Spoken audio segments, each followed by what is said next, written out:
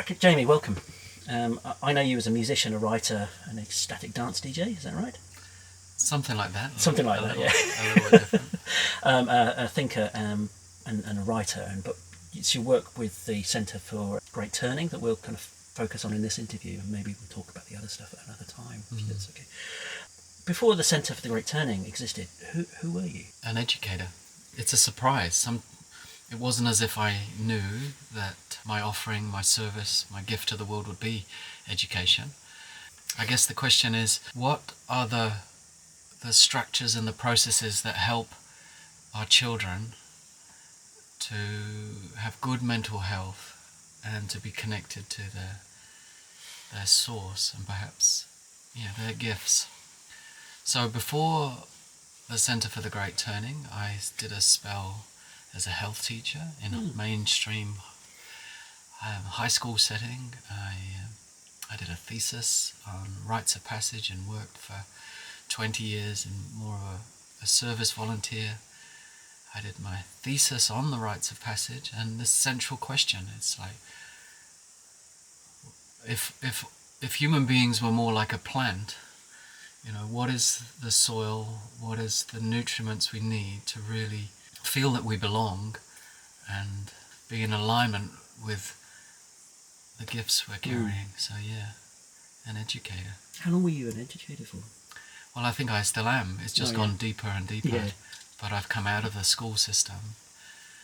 I take my hat off to those teachers who work, I think I can say this, in the belly of the beast.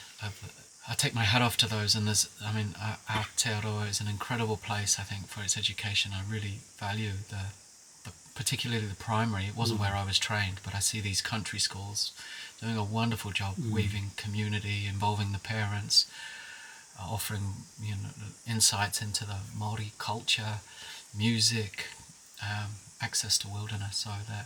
So that spell in the school system really showed the needs of the psyche of these young adults when they're really, particularly between 12 and 18.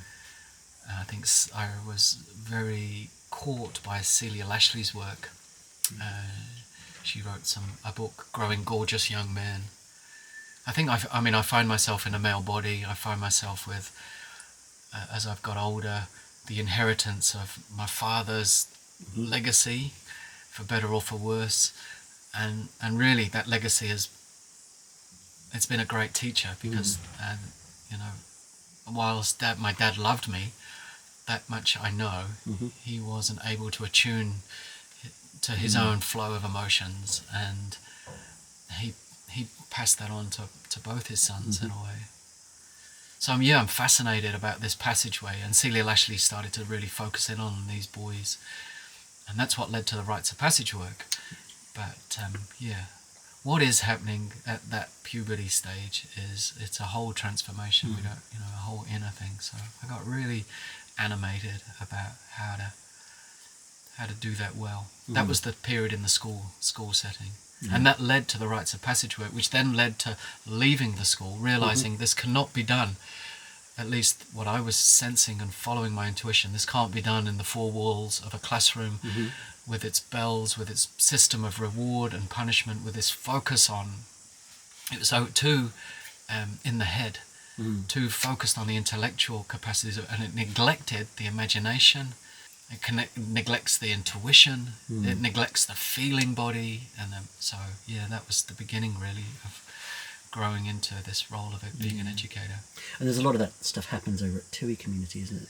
Well, I'd make the distinction. It's not really at Tui community. It happens in the Rites of Passage Foundation. That's another charitable trust, and they happen to do that work on some land at the Tui community. But this whole body of work, which is about fathers and sons travelling together, and a community of men creating a village to support our young boys as they go through, and equally the same happening for the female-bodied humans, mothers and daughters, being together. It's magnificent work, and that's been a huge part of my life for 20 years. And so what first opened you to that work? Intuiting the fact that the schooling system was failing. Yeah, no matter how effective I was as a school teacher and other ones like me, you were just a small part in this big system of family and culture, and McDonald's just down the road from the high school, and so yeah, it's like realizing this isn't enough, and actually looking at I developed quite close relationships to the whānau teacher in Motueka High School, a gentleman called Moiki Parker, and I saw what was happening in that class, and even though some of the students he had were almost, you could say, had the most needs. Maybe there was more poverty issues and things like that. But I saw what he was able to instill, and then it was something about. I mean, it's not poetic, but it's something about their comfortableness in their own body, the way that they could look you in the eye, and it came through those cultural practices of the haka, and some of the singing and the culture that he created there. So he really influenced. If they've got belonging, what do we need for our children to grow with a sense of belonging? And I'm not on about a concept or an NCAA paper. I'm on about that they have this. I don't really like the word fundamental, but let's just unshakable sense that they belong to this natural earth. That it's a quality of self-worth that I think is probably the most important capacity we could ever give our children. And what does it cost you to walk this path? It's a great question and a vulnerable question. It's brought me into a challenging conversation with my relationship to money, I think, because the rites of passage work requires a voluntary.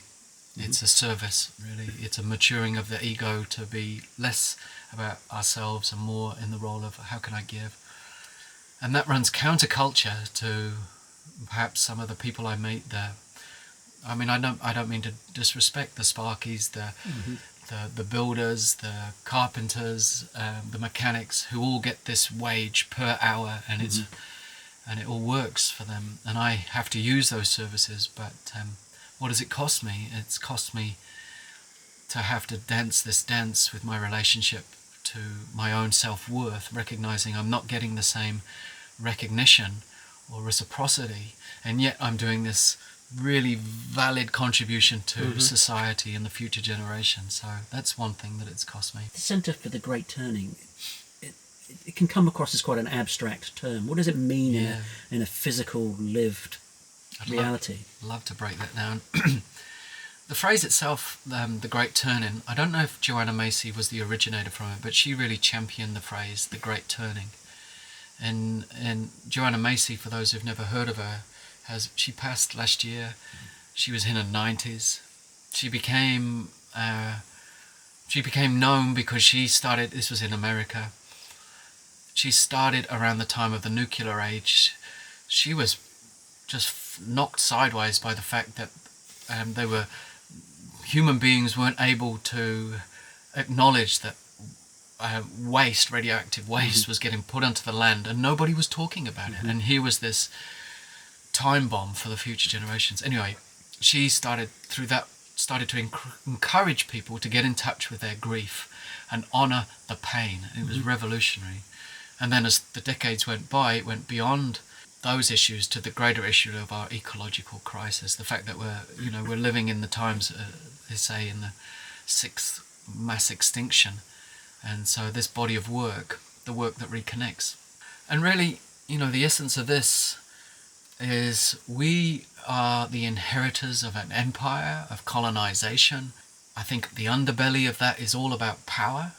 And I grew up in the UK, so it doesn't take much to see the class system, and you could go back thousands of years to the way Britain has been invaded and land distributed, and we are heirs to all of this.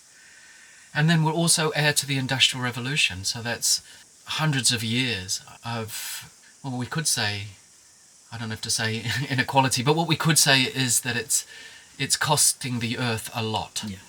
And so the Great Turning, excuse me for taking a bit to get there, is this, for me, it's like a living myth. It's like I need to sink my teeth into something pretty strong and get behind this.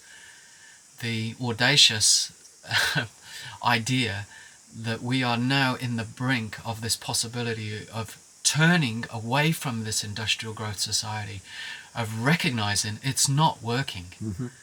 You cannot deplete the earth, the systems that are responsible for our growing and our life, and it's going to work. So the great turning is this shift away from that, and it's not just we need to say great turning into what.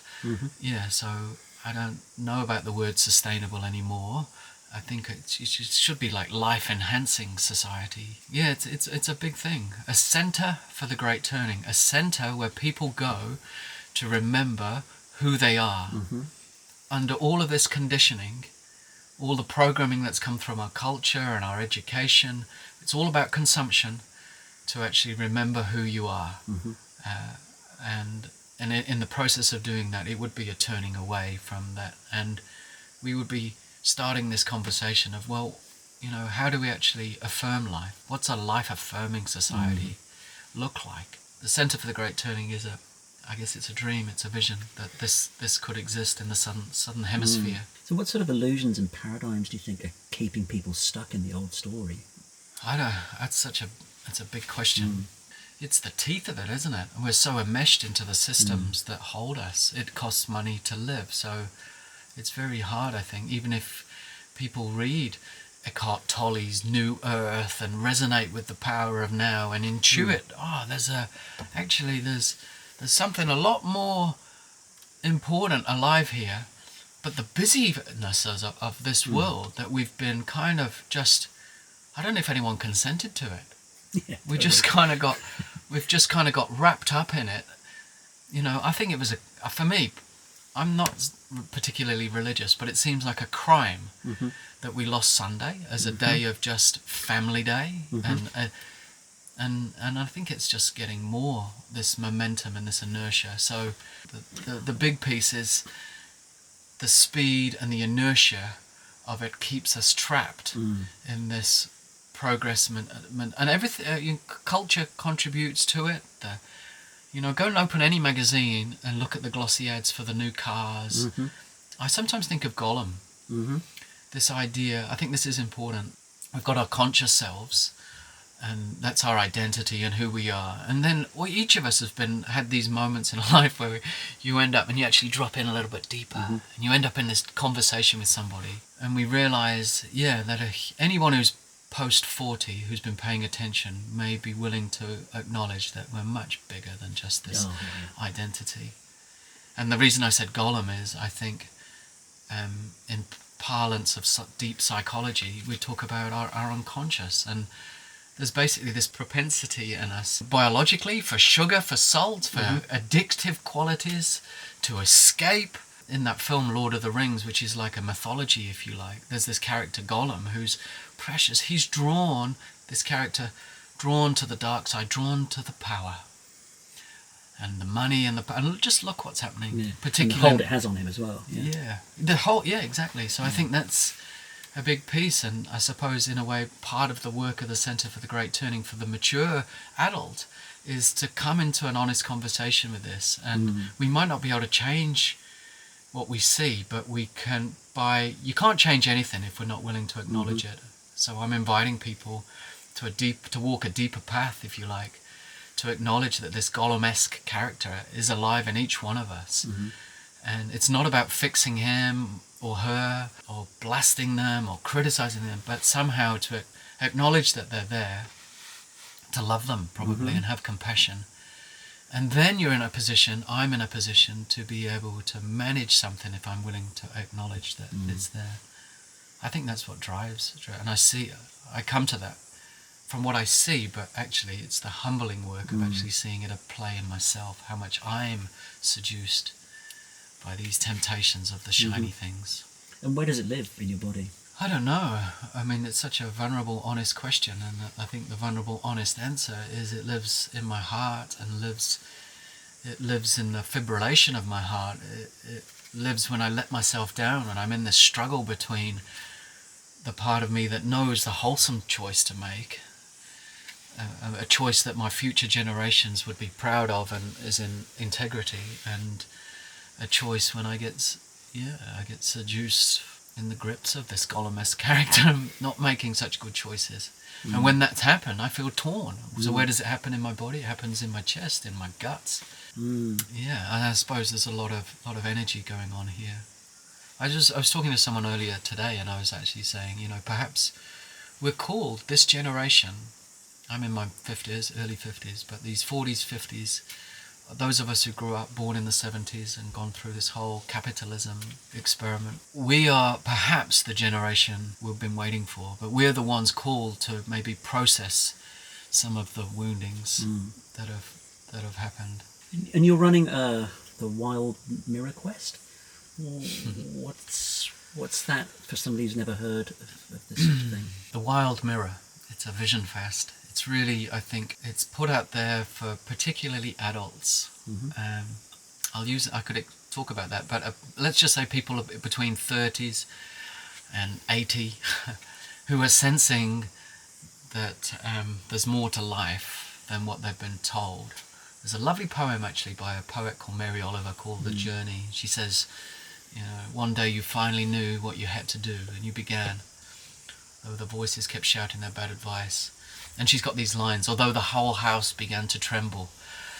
And I think that's what it's like. So this is an experience where people choose, with lots of support by our team, the team, to go into the wilderness and to fast, to separate from society, to separate from family, to separate from all of these busynesses, and to go into the woods and to fast for 4 days and 4 nights. So you drink water and you're fully supported, but you are alone with it all. And so it's, in some ways it's got flavors of a meditation retreat where you're there with your own mind and there's no hiding it. But there's another element to it because of the fasting that kind of, in my experience, having done a few, it thins the veil. Some of those addictive strategies, some of those, it just becomes thinner. And we get a really good look. And that's why the word mirror. It's as if anything that you meet over those 4 days, you could imagine it's going to be a mirror. This practice, Vision Fast, is something that has been practiced all over the world, particularly in North America and some of the Native American Indian traditions. And it's been championed, I think that's the wrong word to use, but it's been made accessible by, there was an organization in the States called Lost Borders. Yeah, now we've designed it, I think, for the Western mind. 10-day altogether. The first couple of days are all about preparing, then the 4 days of the experience, and then a further 3 days to help support the integration, because what you actually find there is it's almost like dream in a way.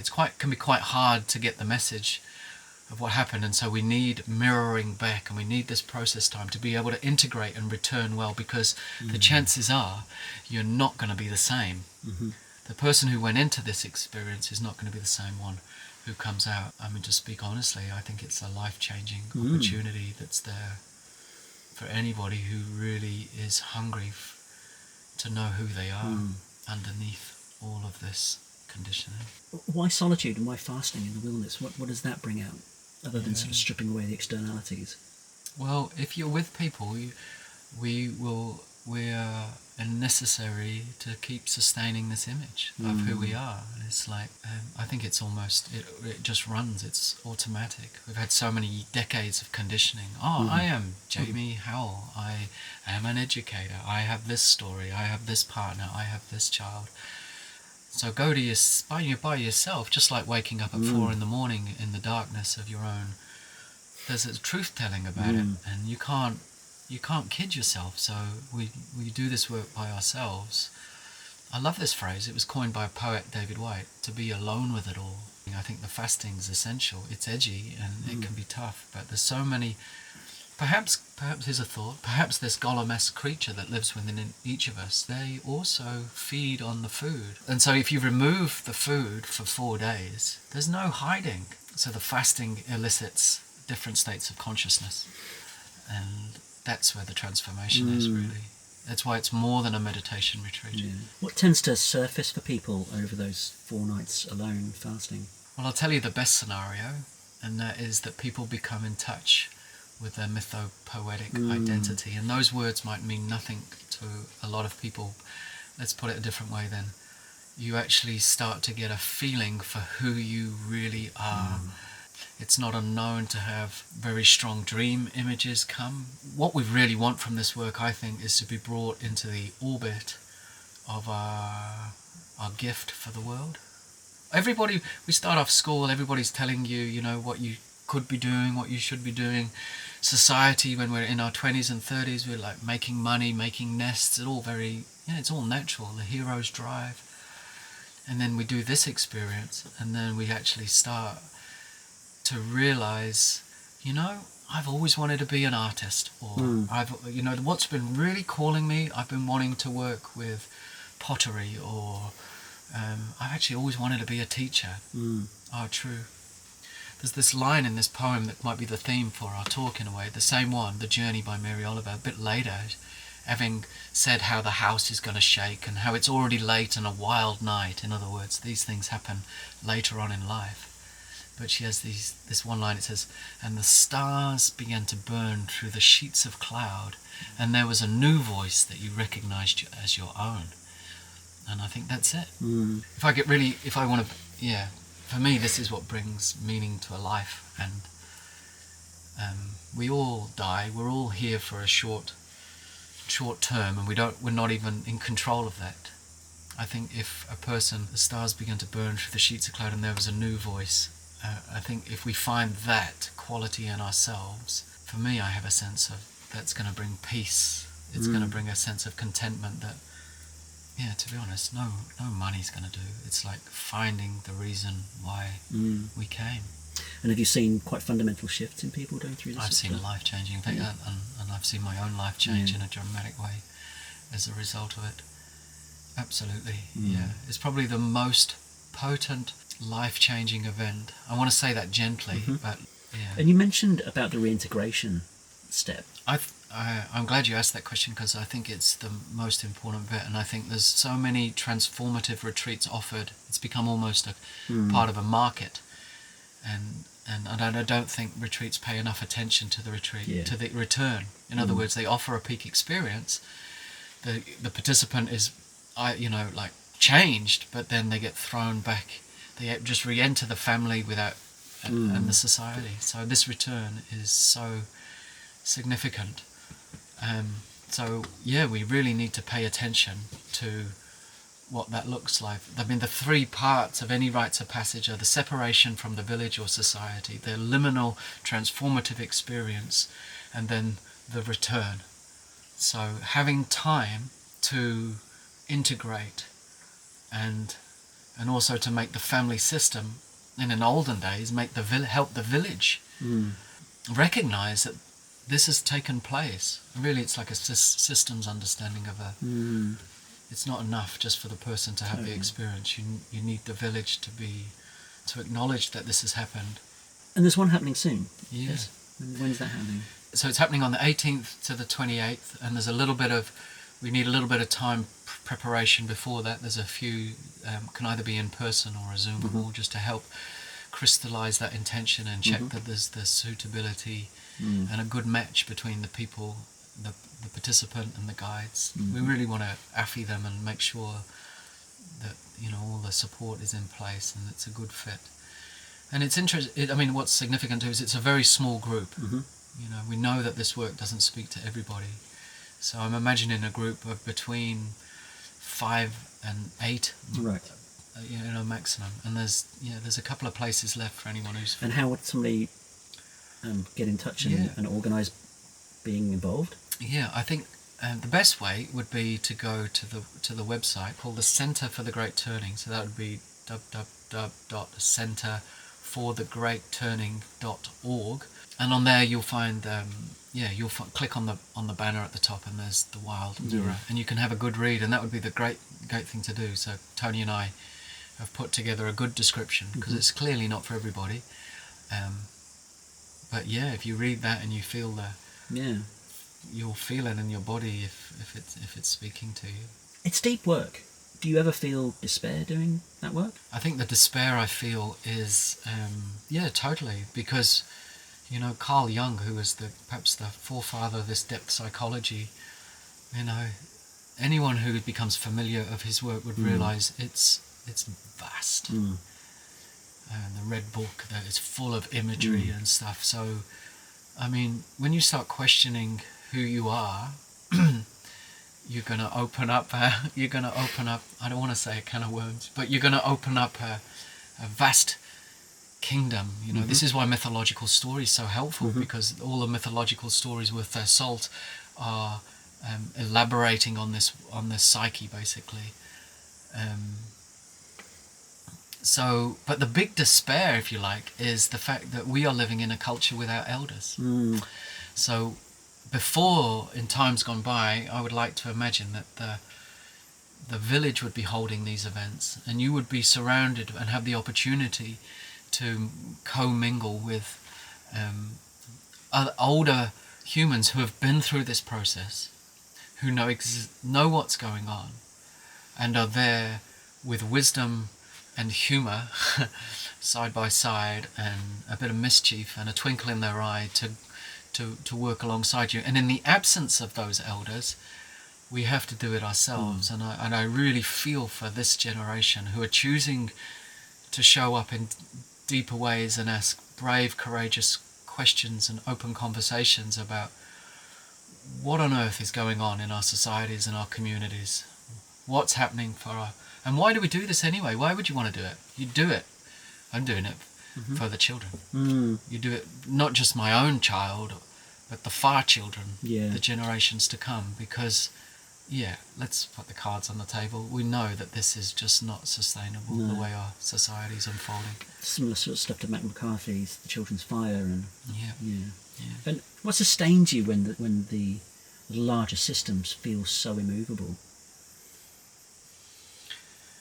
Yeah, you trying to make me cry? No. Maybe a little bit. Yeah. I realised the other day, like, when you start diving into this stuff, it is tough. Because most of the society is going this way. And a lot of people are either numb or they're afraid of it. And so the more you go down the kind of into this, the more bewildering it can be. And anyway, so what I realized, the best resource is our relationships. It's having people in our lives, people in my life where I don't want to, you don't want to be deep all the time and heavy all the time. I recognize that. You want the levity and the fun and the mischief and the banter. But what really helps is I've got a couple of people who are elders for me, and they support the Centre for the Great Turning. And I've got some brothers who, not of biological brothers, but I belong to a men's group. We get around the fire and we talk honestly about what's going on. And that is what is the greatest support. And as well as I got brothers, I got some beautiful connections with women and sisters, we could call it. So that's one great support. And the other great support is music and art. I think music has this intelligence about it that cuts through. I'm actually quite tired of being in my head, and I long to be in my body more and to access the heart. And there's something about the power of music that can do that. So that's the other great refuge. And the final thing as well is contact with nature. It's like really choosing to get out of the industrial landscapes and the suburbia and this terrifying relationship with technology that's happening. To you, is hope an emotion or is it discipline? Yeah, in one sense, hope is something that comes like a warm zephyr. In other words, I do nothing to earn it, but like an act of grace. It's just like there'll be a flavour of hope comes through. But that's not really it for me. I guess hope, Joanna Maisie coined a phrase, active hope. So there's something about that, about participation and agency, about creating hope. It's quite it's an edge, isn't it? In times like this, with what's happening in America. I heard the other day, the top 12 wealthiest people in the world own as much wealth accumulated as 4 billion others. Yeah. And you want to talk about hope. Meanwhile, we're in the midst of the sixth mass extinction. And we want to talk about hope. So, how does it live in me? Yeah, I guess I have to really work. I have to really work. I have to counteract the seductions and the addiction to mass media, and consciously draw myself closer to these people who are manifesting wisdom and beautiful things in the world, and choose to hang out with them, and choose to yoke my mind with those things. So again, the music, again, the truth tellers.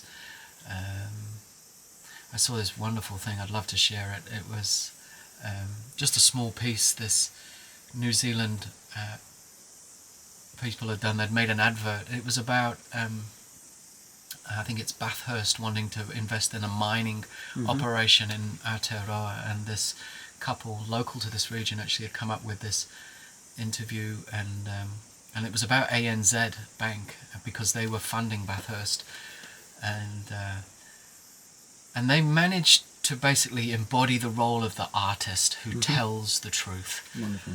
And the more people who are willing to tell the truth, and the more people who can use art, because no matter how intelligent artificial intelligence is, and how much money you can do on political smear campaigns and lobbying, isn't it great that when you see a beautiful piece of art or theatre that tells the truth, it goes straight to it, and we know.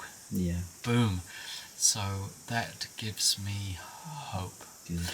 But I was saying to my partner, that's just the first part, is the fact that the artists do that. The second part is grabbing the moment and actually making choices. So, yeah. In some ways that kind of answers my next question, in as much as, if somebody came up to you and said, look, I'm feeling really overwhelmed with the state of the world, do I retreat or do I move forward? What do I do with my life? It really depends on that, in the life stage of the person who's coming forward. I think there's different answers. If that was a teenager, then I'd be wanting to wrap them up and get them involved in the rites of passage community, and help them know that mainstream education is one way of seeing this, and there are others. And if that was a young adult, age 18 to 45, it would be a different answer again. And if it was an adult in their midlife, it would be a different story again. And there's another section of people. I want you to ask the question one more time. But if there's another section of people where I think it's really interesting, and these are what we could call the difference between olders and elders. And the latter, elders, are the ones who have managed to stay awake, matured their psyche into the fact that beyond being self-centered, and are now standing in a place of service to life. And I don't mean to be harsh or judge the olders, but I think there's a lot of people in the older age brackets who possibly are feeling quite lost, and I think it's a sad state of affairs that we push them out into these periphery of society, into these aging home care, and the thing that brings me alive so much is when we've had the elders involved in the educational programs that the Centre for the Great Turning is running, and seeing these elders who have got so much life experience coming alive, and there's this beautiful interaction between the young people who just are hungry to be seen by the elders, and the elders are hungry to be seen and by the young people. Yeah. It's like these things go together. And just ask me your question one more time, though. Okay. Given somebody may come to you feeling great overwhelm at the largest systems in life, and they present to you the quandary as to whether to step forward or to step back into retreat, where would you take them on that? Where would you advise them to go? Stand still. Don't step forward, don't step back, stand still. The trees and bushes beside you are not lost. Wherever you are is called here. It's a poem by David Wagner. But I think the truth in that is so important. Stand still. Learn to self-regulate. Learn the skill that's not been taught so much in schools, to be able to bring your body to a halt, to be able to rest the mind in this kind of ever-fresh awareness. So we're really talking about how to regulate our nervous system, how to meet ourselves with more kindness, how to become more aware of all the supports that are available to us that mean that we can, if you imagine our minds and our hearts and our nervous systems are like a jar full of, well, you can use whatever you would. You could have glitter, or you could have a more organic material, mud. And we just need to stop, slow down, get off the tech long enough to be able to access our own inner clarity. And then rather than somebody else saying, oh, go back, retreat, or go forward, trust that the clarity to know what to do will come from yourself. But in the absence of that, then we need to find kin. We need to find our tribe and our village for some support. I found great use in a commitment to periodic retreat. It's not really retreat though. Retreat's just a name where we step out of society and do, go to a place in the woods with a group of people or in nature and spend a week out. I think there's huge value in that. I don't know what step forward really means. I feel reluctant. You got to know a little bit about who you are and what your capacity is before going forward, I think. If you do step out into the bush, leave your Walkmans and your noisy ghetto blasters or whatever they call them these days, and your alcohol behind. So this is probably like the shortest question that I have, but potentially one of the biggest ones. What kind of ancestor do you want to be? I guess the best I could be would be someone who used his life to say, the buck stopped here. The ancestral trauma, the inheritance of my fathers, the generations, and I think there's generational wounding there of war and not able to attune to emotions, and to be able to have used this life to have met that head on, heart, and I don't know if it's too ambitious to say it, but yeah, to have made a peace with that, so that the psyche, if I assume that we pass on an inheritance to our children, that wounding stops here, and the inheritance that I pass on is a story. I mean, let's get to the chase of it, because you said it's the most. We are here to love each other. We are here to love each other. So the best answer I could be would be to do that, and it's easier possibly to love our partners. It's easiest to love my dog. Easier to love my kin, my blood, my daughter. Much harder to love the people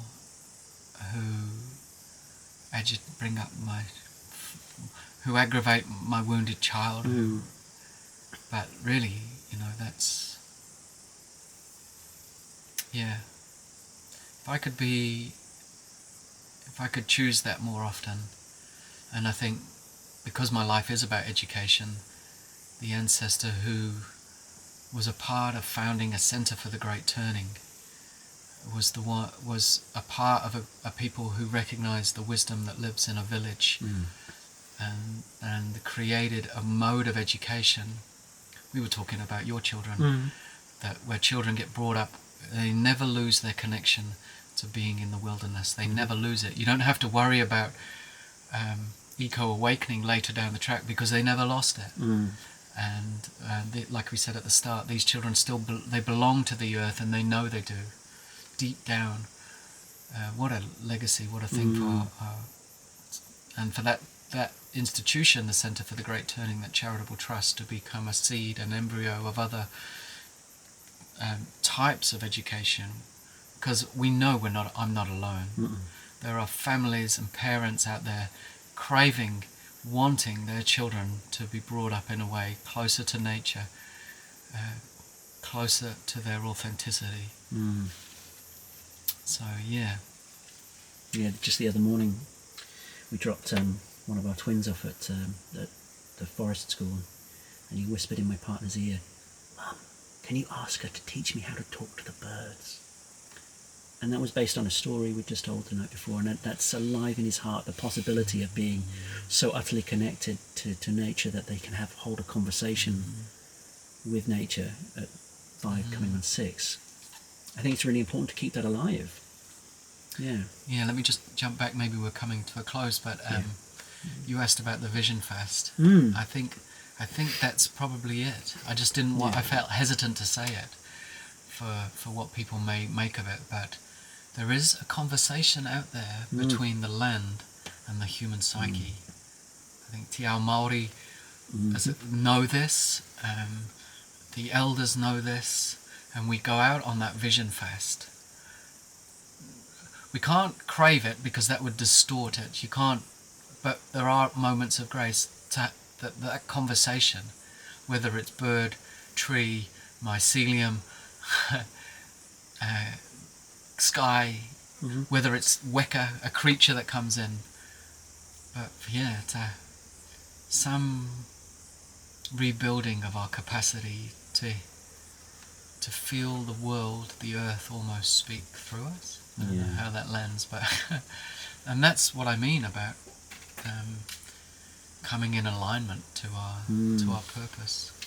I've often toyed with the idea of doing a very similar thing, but with captains of industry.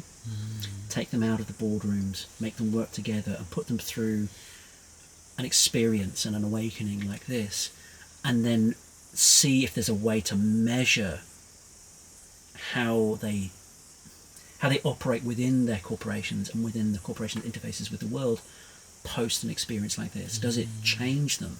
Does it make the world a better place? I would argue it potentially will, but it's unproven. But to focus that on those good people. It has. I think I'll be brave and say it undoubtedly would inevitably change the way it is, because you couldn't. Yeah, if human beings have that kind of experience where they come in contact with their ecological soul, this voice inside of them, this intuition of wholeness, and then it'd be so powerful in a way that you go back into that boardroom or back into that industrial, that it's almost like a complex, and it'd be like, wow, you've got a dilemma now. You're going to listen to what you've been tapped into the source in of this real conversation, an authentic conversation, and then you start to see all of the, you would become clear the ethics of our actions, and every conversation with a human that was either inauthentic or, you'd become attuned to your gut instinct. So yeah, I think it would change. I think it would change a lot, and I do believe that this work is happening. It's just that we don't hear about it. It's not in the mass. It doesn't make. You see, media thrives on stimulating our nervous system in a way, that addictive quality of flight, fight, and fear, and all of that stuff. So wouldn't it be lovely to imagine that more stories come out of these CEOs and leaders, people who do have a power in the wealth, in the sense of money, and to be having these transformations, and then restructuring their organisms, I nearly said, organizations, in a way that was in alignment to the vision that they were seeing. And I mean, that's the dream, really, I think, isn't it? Yeah. Because you can have both. It's not like just becoming a hippie. I think you can have productivity, and you can have ecological harmony and vision, and I think, and you can also begin to remove the hierarchies. This is the underbelly of power, and be working more in a kind of level circle, flat way of counsel, and every one of us is heir to creativity.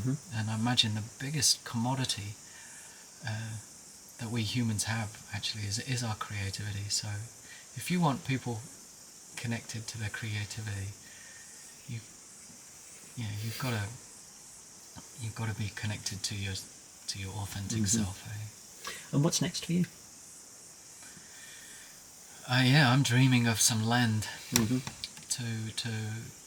the Centre for the Great Turning, really, that we could establish a property and where people can come, and to do it in such a way that we make it accessible. So not less of this, expensive thing to come on retreat. It's already hard enough to say yes to come on retreat, because the psyche gives you all of this resistance. So you've got to cross that, and then you get through that resistance. You have this bright moment of clarity where the stars burn through the sheets of cloud. You say, yes, I'm going to do this. And then you've got to pay for it. And then it's like, oh, and you think of all the things you could do with that money. And I'm particularly interested in young adults, and they don't have a lot of money. I mean, this is a generation, and we're not going to own property and homes, so I want it to be accessible.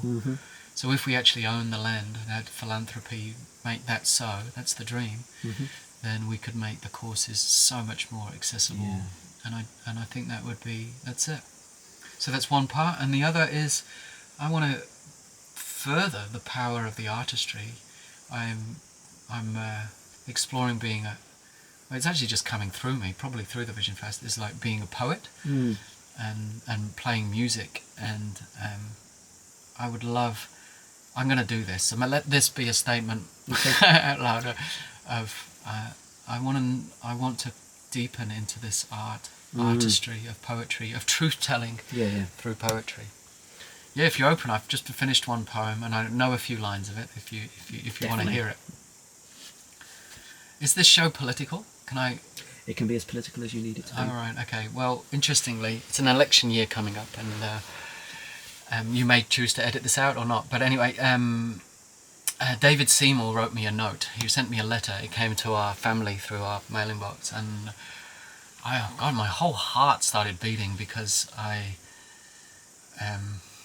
thought, wow, he's actually, by sending me a letter, he's inviting me into a conversation.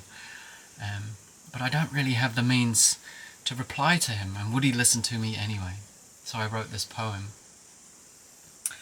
I don't know how much I'm going to remember. You, the listener, you got to imagine I'm sitting in Richie's bus here. I don't have any notes in front of me, but let's see what happens. So this was my reply to David Seymour. I said, most adults never grow up, caught in the rub between amnesia and anesthesia's cup. A plain insight forgetting, a numbing of soul. We marry, raise children, make money the goal. Meanwhile, inside, frightened children learn to protect their timid hands of innocence, neglected, subjected to the busy minds that didn't even know they're rejected. A soul song, a web unspun. The promise of modernity is coming undone.